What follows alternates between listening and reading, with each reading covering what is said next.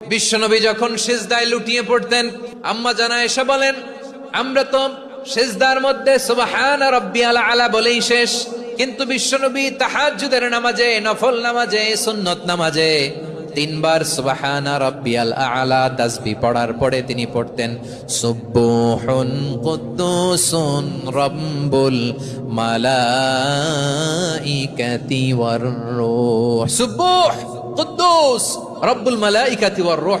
সিজদায় লুটিয়ে পড়ে বিশ্বনবী এই দোয়াটা পড়তেন নফল নামাজে, সুন্নাত নামাজে কিংবা তাহাজ্জুদের নামাজে। সুবহান রাব্বিয়াল আলার পরে কি পড়তেন? সুবহুন।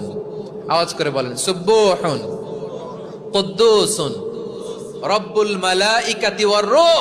মানে আল্লাহ আপনি প্রশংসিত, আল্লাহ আপনি অতি পবিত্র, আপনি সব ফেরেশতা কুলের রব, ফেরেশতাদের সরদার জিব্রাইলের রব। সুবহানাল্লাহ।